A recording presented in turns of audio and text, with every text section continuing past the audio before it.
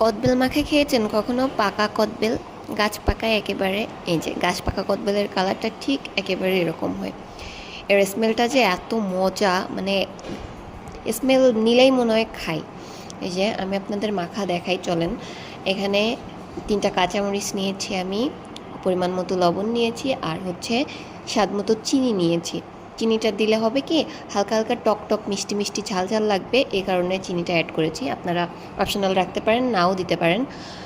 তো তারপরে সব কিছু একসাথে সুন্দর করে মাখাতে হবে, অনেকক্ষণ ধরে মাখাতে হবে, তাইলে বেশি মজা লাগবে।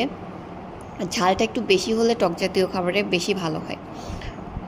এইভাবে কদবেল মাখাটা আমার খুবই ভালো লাগে। এর ভিতরে যদি 2টা পাতিলেবুর পাতা অ্যাড করা যেত তাহলে আরও স্মেলটা বেশি সুন্দর আসতো, একটা লেবু লেবু ফ্লেভার আসতো, এটা আরও বেশি সুন্দর।